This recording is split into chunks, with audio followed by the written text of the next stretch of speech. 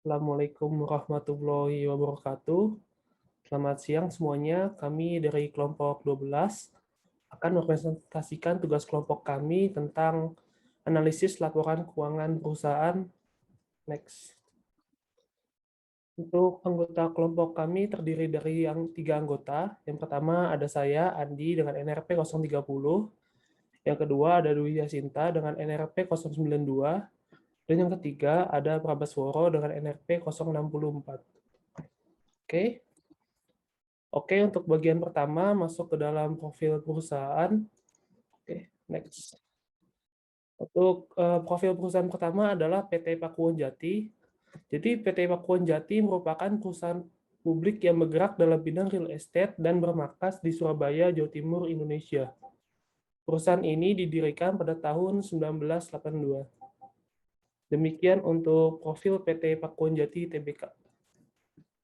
Oke, untuk selanjutnya akan dijelaskan oleh teman saya. Kemudian mengenai PT Ciputra Development.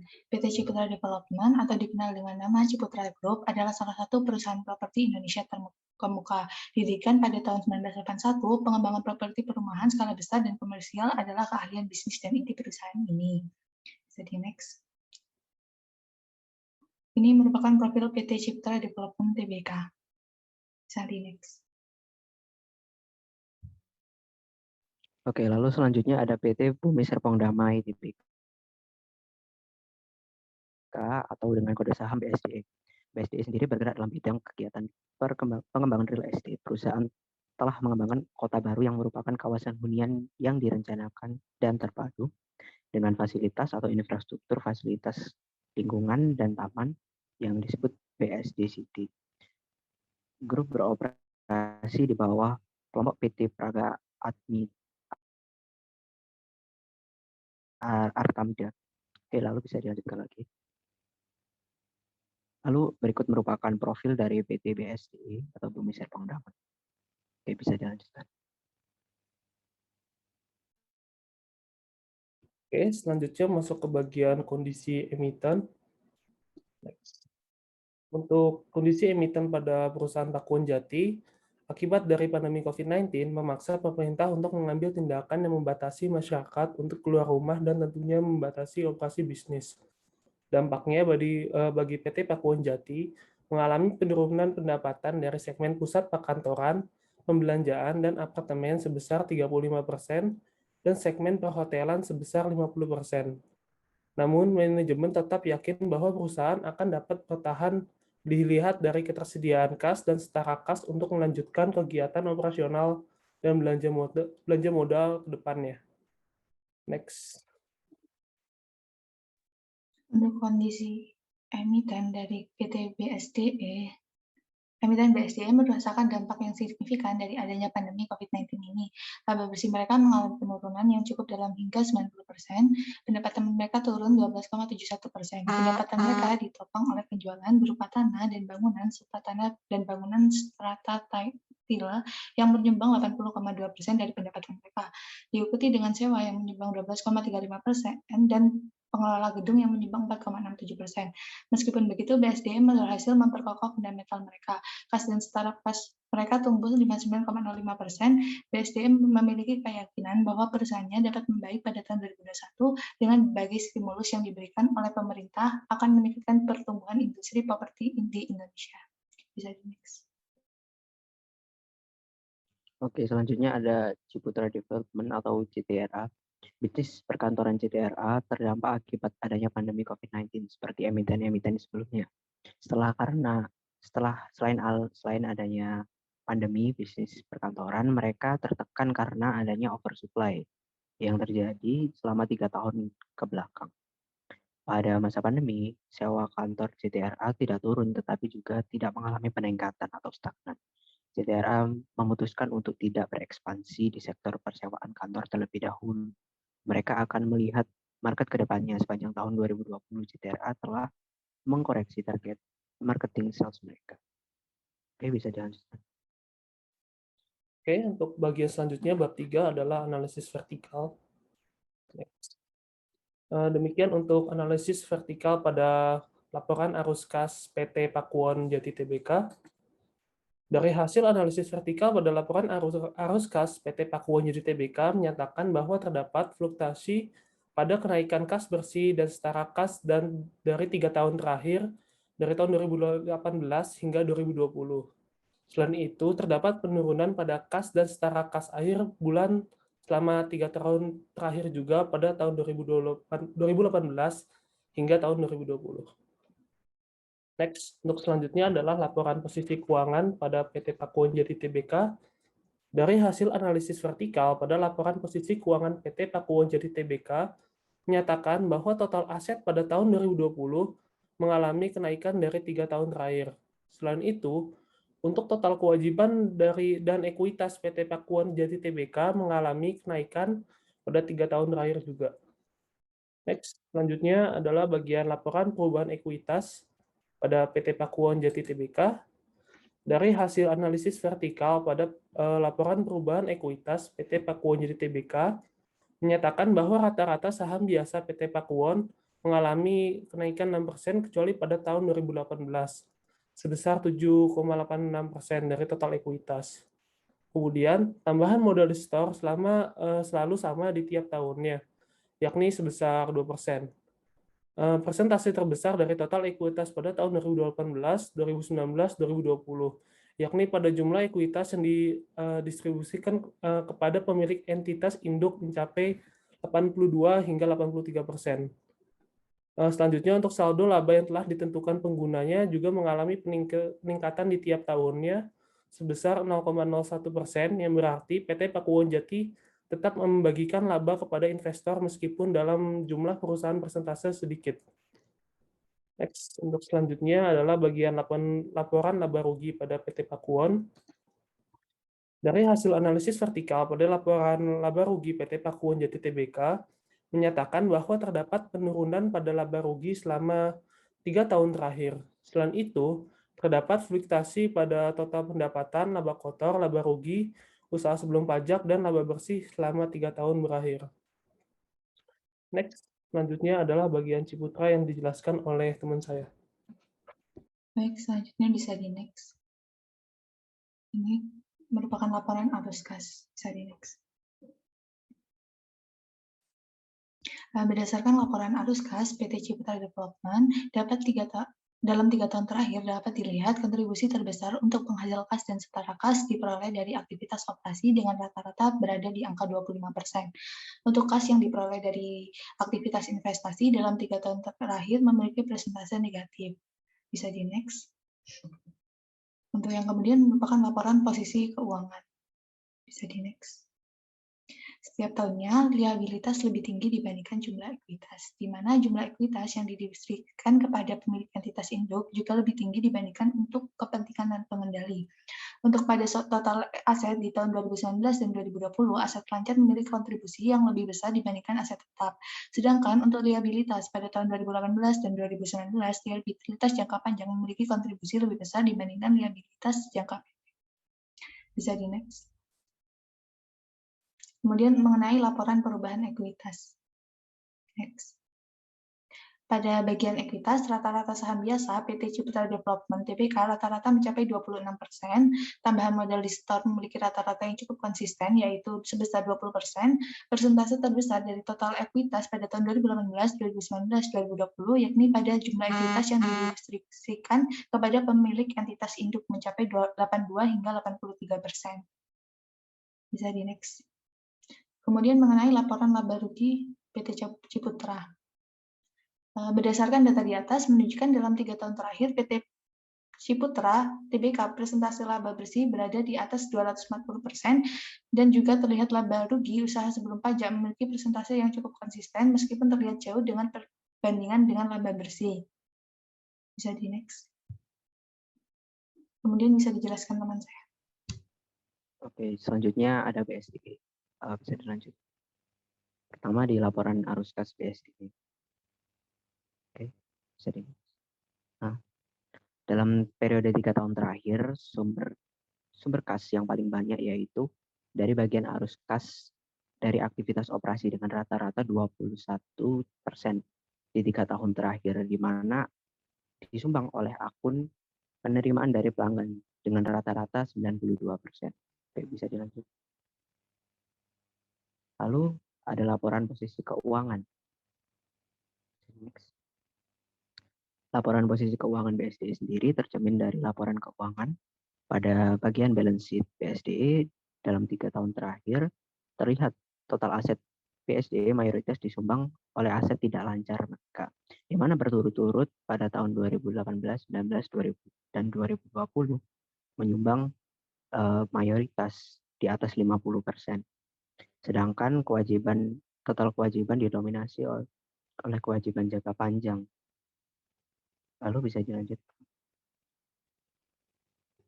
Lalu ada laporan perubahan ekuitas. Next.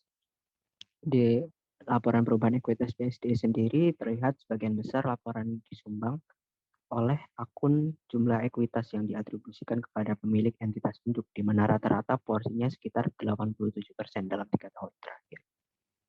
Oke, bisa dilanjut lagi. Selanjutnya ada laporan laba rugi. Next. Laba bersih BSDE mengalami penurunan sebanyak hampir 18% dalam periode 3 tahun terakhir, yang didominasi oleh akun beban pokok penjualan dan pendapatan, di mana akun ini memiliki rata-rata penurunan sebesar 29%. Oke, bisa di next. Oke, selanjutnya yang keempat masuk ke bagian analisis horizontal. Oke, untuk analisis horizontal pada PT Pakuwon, yang pertama menjelaskan laporan arus kas. Oke, untuk dari hasil analisis horizontal pada laporan arus kas PT Pakuwon, menyatakan bahwa kas PT Pakuwon Jati Tbk mengalami penurunan persentase yang cukup besar pada penerimaan kas lainnya dari aktivitas operasi, yaitu sebesar minus 44% pada tahun 2019 sampai 2020. Selain itu, kas PT Pakuwon Jati Tbk mengalami kenaikan yang cukup signifikan sebesar 95% dari aktivitas investasi pada tahun 2019 sampai 2020. Selanjutnya, kas PT Pakuwon Jati Tbk mengalami penurunan dari aktivitas pendanaan sebesar 142% pada tahun 2019 hingga tahun 2020. Oke, next. Selanjutnya adalah laporan posisi keuangan. Dari hasil analisis horizontal pada laporan posisi keuangan PT Pakuwon menyatakan bahwa total aset dari PT Pakuwon pada tahun 2020 dan 2019 mengalami penurunan sebesar 2,92%, yaitu menjadi 1,39%. Sedangkan total kewajiban pada tahun 2020 dari 2019 ke tahun 2020 mengalami kenaikan sebesar 28,42% menjadi 10,76%. Selain itu, ekuitas pada PT Pakuwon pada tahun 2019 hingga 2020 mengalami penurunan sebesar 20% menjadi minus 3%. Oke, selanjutnya adalah bagian laporan perubahan ekuitas. Pada bagian ekuitas PT Pakuwon Jati, cadangan selisih kurs penjabaran memiliki peningkatan dan penurunan yang cukup banyak. Pada tahun 2018-2019 memiliki peningkatan yang cukup banyak, yakni sebesar 101%, namun mengalami penurunan sebesar minus 99% di tahun 2019 ke tahun 2020. Demikian pula dengan cadangan pengukuran kembali program imbalan pasti di tahun 2018 sampai 2019 mengalami penurunan sebesar minus 109%, kemudian di tahun 2019 hingga tahun 2020 meningkat sebesar 59%. Total ekuitas di tahun 2018 hingga tahun 2019 mengalami peningkatan yang cukup besar, yakni 18%, kemudian mengalami penurunan sebesar minus 3% di tahun 2020. Oke, next. Selanjutnya adalah bagian laporan laba rugi. Oke, dari hasil analisis horizontal. Pada laporan laba rugi PT Pakuwon Jati Tbk menyatakan bahwa pendapatan PT Pakuwon Jati Tbk mengalami penurunan dari 2019 ke tahun 2020 sebesar 47%. Selain itu, laba kotor PT Pakuwon Jati Tbk juga mengalami penurunan dari 2019 ke 2020 sebesar 52%. Oke, selanjutnya akan dijelaskan oleh teman saya.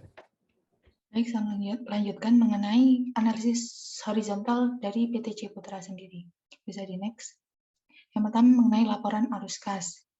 Next.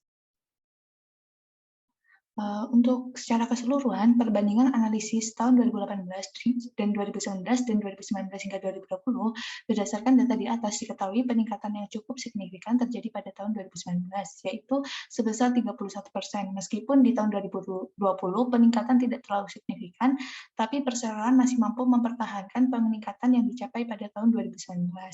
Bisa di next.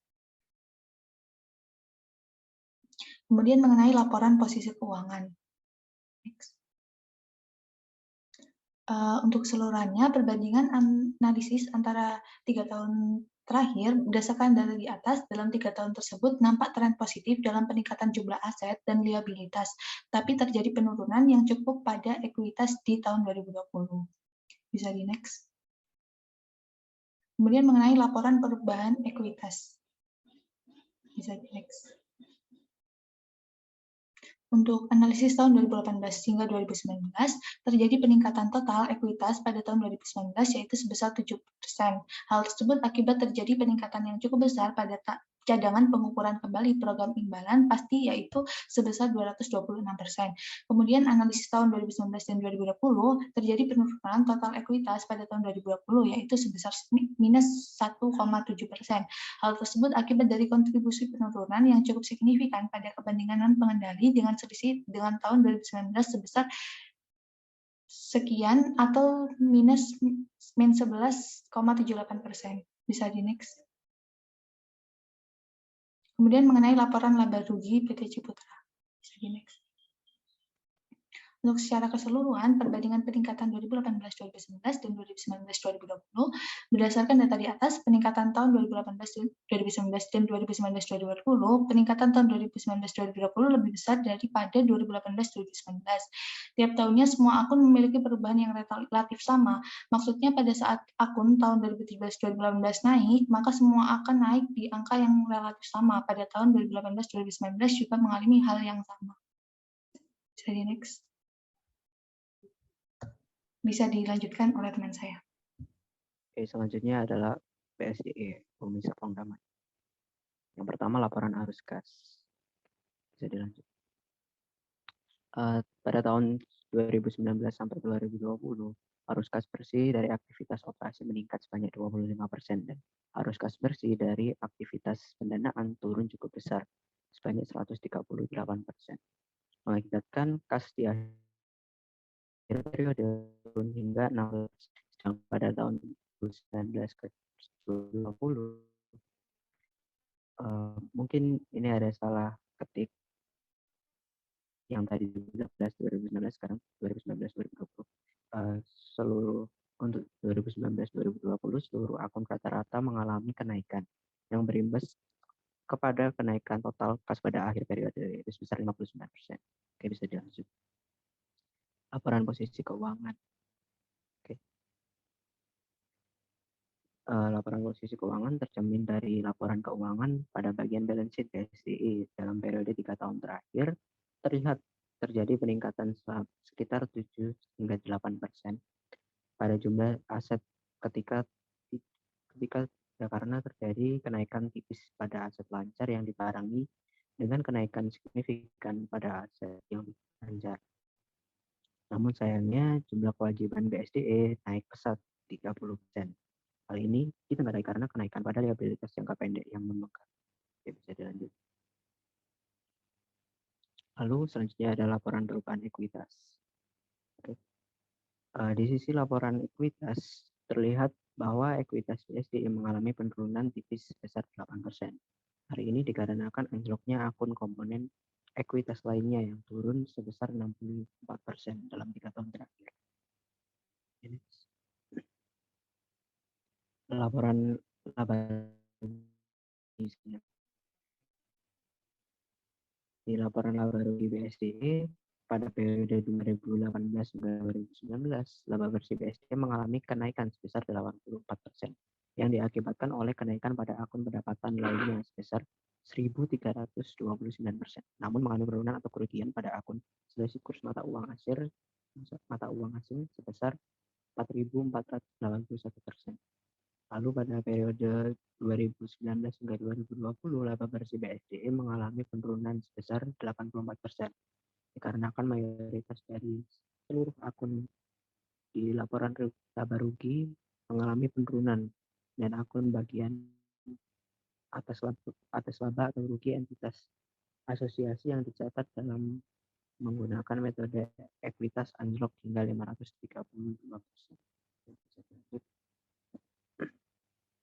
Oke, selanjutnya bagian bab 5 masuk ke dalam analisis rasio. Oke, yang pertama ada current ratio. Jadi current ratio dari ketiga perusahaan dapat dikatakan dalam keadaan yang baik. Penurunan yang dialami oleh ketiga perusahaan selama tahun 2020 disebabkan oleh peningkatan liabilitas mereka pada tahun 2020. Terus selanjutnya adalah quick ratio. Penurunan yang dialami pada tahun 2020 penyebabnya sama dengan penyebab penurunan pada current ratio. Ketiga perusahaan sudah dalam kondisi yang baik.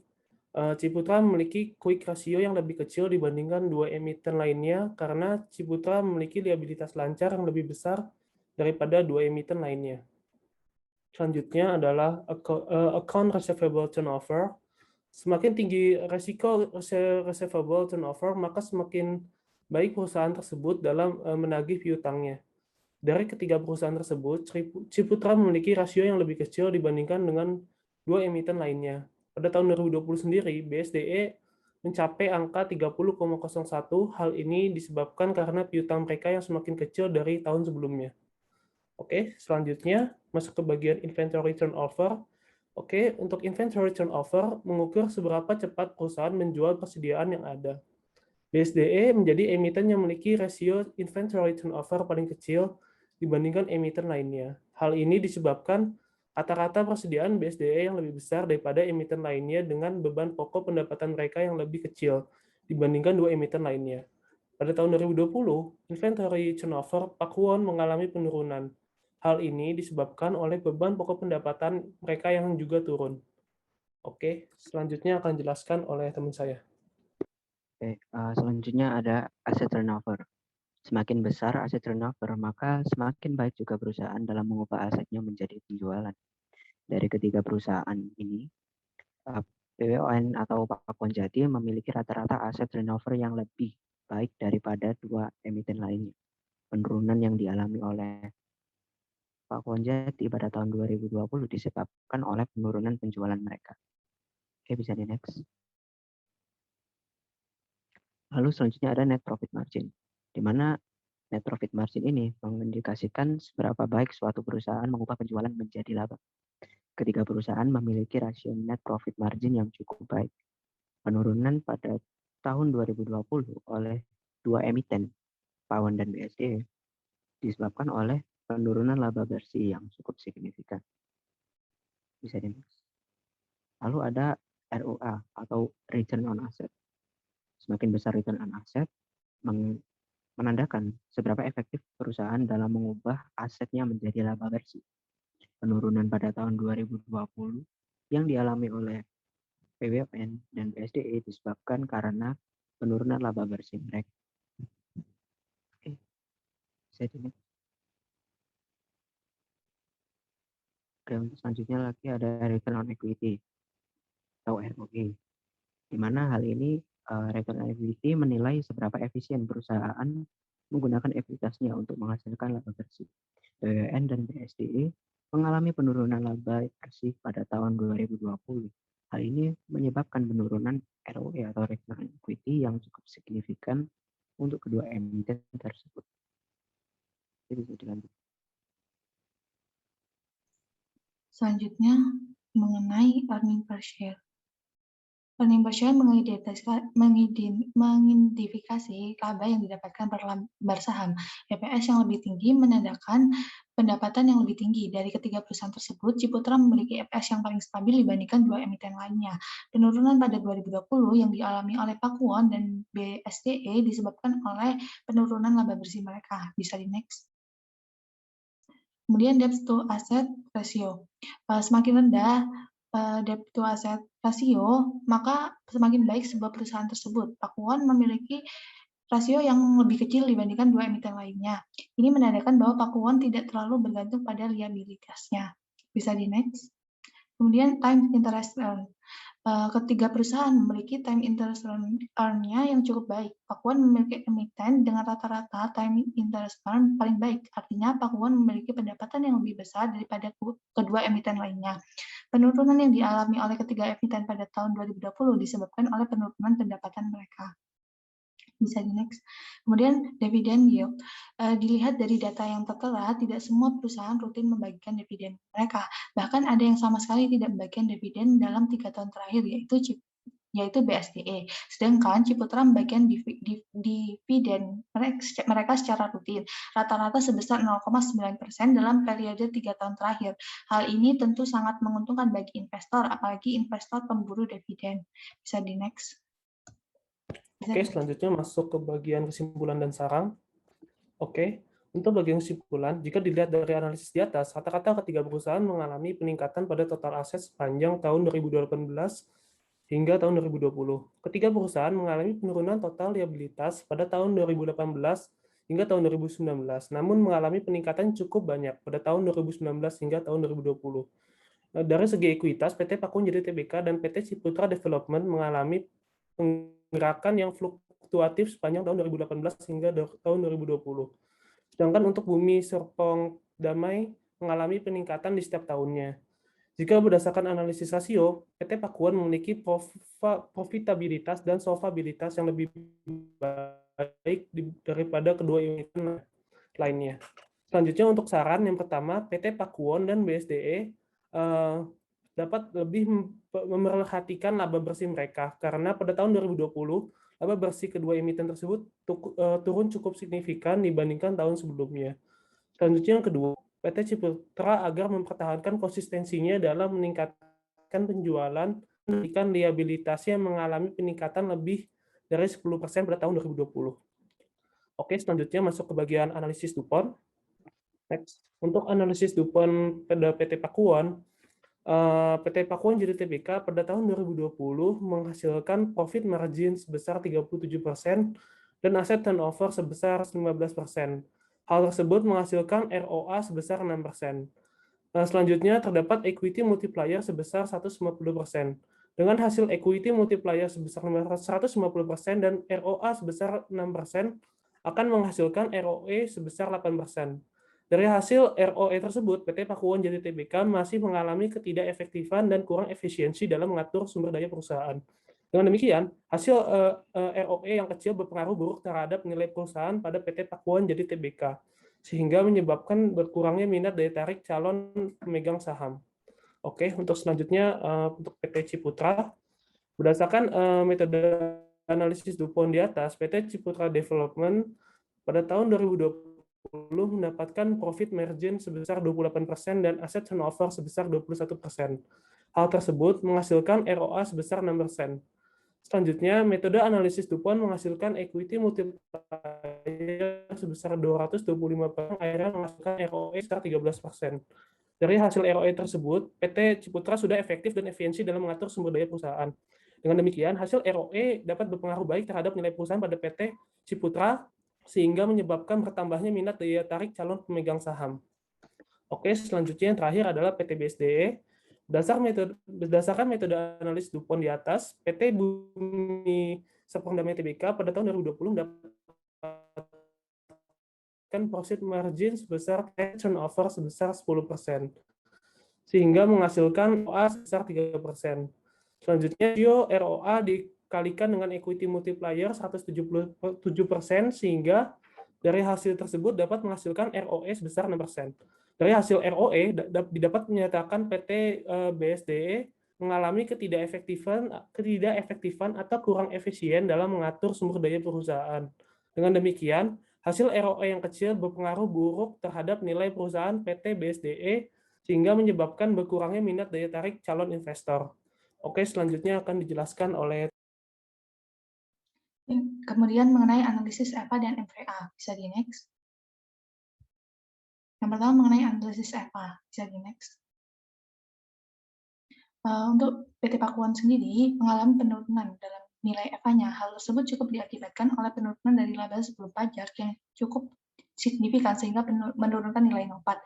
Selain itu juga terjadi penurunan terhadap WACC yang menyebabkan penurunan terhadap capital charge. Namun, meskipun terdapat penurunan nilai EVA masih berada di nilai positif, yang berarti merupakan masih berhasil menciptakan nilai ekonomis bagi perusahaan. Bisa next. Kemudian PT Ciputra menunjukkan tren positif dalam 2 tahun terakhir pada nilai EVA PT Ciputra. Hal tersebut akibat dari peningkatan dalam laba bersih sebelum pajak yang menyebabkan nilai NOPAT meningkat. Selain itu juga tren peningkatan tersebut cukup baik, yang berarti perusahaan berhasil menciptakan nilai tambah ekonomis bagi perusahaan yang juga meningkatkan dalam 2 tahun terakhir. Bisa di next. Kemudian PT BSDE memiliki peningkatan EVA yang cukup tajam dari tahun 2019 menuju tahun 2020, yang mana pada tahun 2019 PT BSD masih belum menghasilkan penambahan nilai ekonomis bagi perusahaan. Sedangkan pada tahun 2020 PT BSD memiliki nilai positif, yang berarti terjadi penambahan nilai ekonomis perusahaan. Hal tersebut terjadi karena terjadi penurunan yang cukup signifikan pada capital charge akibat penurunan dari WACC. Bisa di next. Oke, selanjutnya ada MBA. Bisa lanjut.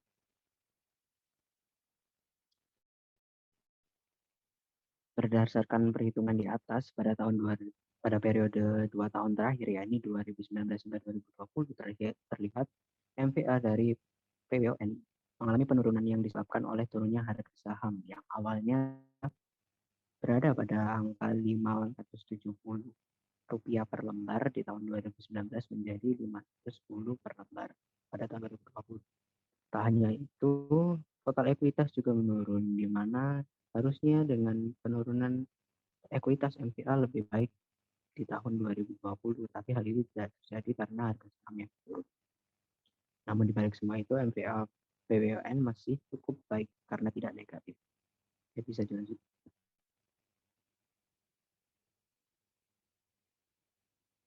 Lalu selanjutnya ada CTRA.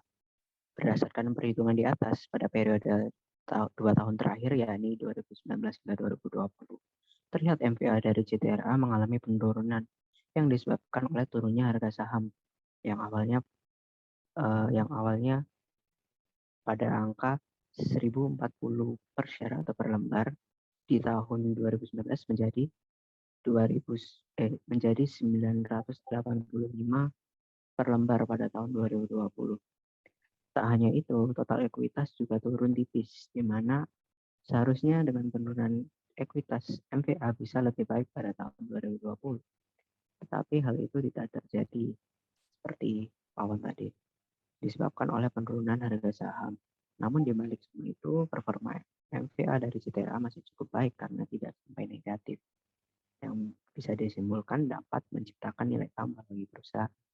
Oke, bisa di next. Lalu selanjutnya BSDE.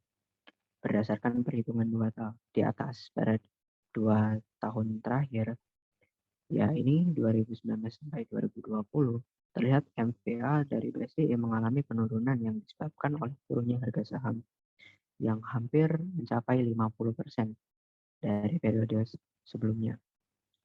Di samping itu, total ekuitas yang juga tumbuh, di mana hal ini juga berkontribusi atas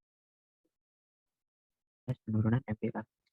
Saham beredar juga terlihat bertumbuh pada tahun 2020. Pasalnya kenaikan ini merupakan kesepakatan dari RUPSLB, di mana kesepakatan dari RUPSLB itu jatuh pada tanggal 11 Juni 2020, yaitu dengan nilai penjualan sebesar 640 per lembar saham. Total ekuitas juga mengalami pertumbuhan pada 2020 yang menyebabkan penurunan pada MVA. Oleh karena itu, performa MVA dari BSD perlu diperhatikan karena penurunan masif sekitar 40% ini. Di balik itu, PT Bumi Serpong Damai Tbk masih dapat menciptakan nilai tambah bagi perusahaan karena MVA-nya tidak mencapai angka negatif. Oke, selanjutnya bab 9 adalah rekomendasi perusahaan. Oke, yang pertama untuk perusahaan Pakuwon, PT Pakuwon Jeju Tbk perlu untuk lebih memperhatikan laba bersih mereka. Karena pada tahun 2020, laba bersih emiten ini turun cukup signifikan dibanding tahun sebelumnya. Selain itu, PT Pakuan memiliki profitabilitas dan solvabilitas yang lebih baik daripada kedua emiten lainnya sehingga perlu untuk dipertahankan.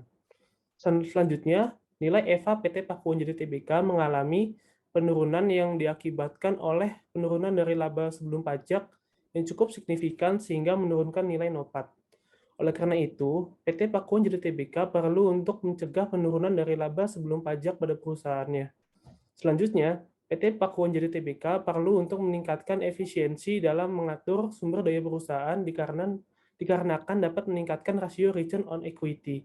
Hal tersebut dikarenakan PT Pakuan Jadi Tbk pada tahun 2020 mengalami penurunan rasio return on equity sebesar 8%, yang dapat menyebabkan berkurangnya minat daya tarik calon investor. Oke, next. Kemudian mengenai Ciputra, PT Ciputra Development Tbk perlu terus meningkatkan pendapatan sehingga laba yang didapatkan dapat meningkat. Seperti halnya dalam 3 tahun terakhir, tren positif dalam laba terus meningkat sehingga perlu dipertahankan dan ditingkatkan. PT Ciputra Development Tbk cukup memiliki performa keuangan yang cukup baik meskipun berada di awal pandemi.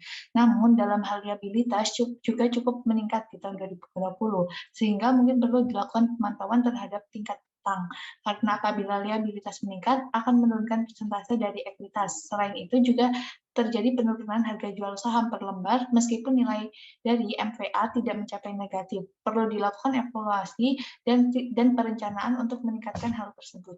Bisa di next. Oke, berikutnya ada saran untuk PSD atau PT Bumi Serpong Damai, di mana sebaiknya memperhatikan laba bersih mereka. Nah, pada tahun 2020, laba bersih emiten ini anjlok sebesar 84% dari periode sebelumnya. Selanjutnya, PT Bumi Serpong Damai perlu memperhatikan meningkatkan ROE-nya karena pada tahun 2020 mengalami penurunan rasio return on equity sebesar 6% yang dapat menyebabkan menurunkannya nilai perusahaan dan daya tarik dari calon investor. Lalu sedangkan berdasarkan analisis EVA, Bumi Serpong Damai memiliki peningkatan yang cukup tajam pada 2020 dikarenakan capital charge yang berubah akibat penurunan dari WACC. Dengan ini diharapkan kedepannya nilai EVA perusahaan tidak melonjak terlalu drastis supaya nilai ekonomis PT Bumi Serpong Damai terjadi penambahan nilai ekonomis perusahaan atau EVA positif. Sedangkan di sisi MVA, performa BSDE perlu diperhatikan karena penurunan masif 40% yang telah dijelaskan tadi. Rekomendasi paling tepat BSDE adalah menjaga nilai saham agar tidak anjlok lebih dalam karena hal itu akan berdampak pada buruknya MVA perusahaan yang akan berakibat perusahaan akan dianggap tidak bisa memberikan nilai tambah pada investor. Oke, sekian dari presentasi kami. Jika ada kurang lebih, mohon maaf. Kami dari kelompok 12 mengucapkan terima kasih.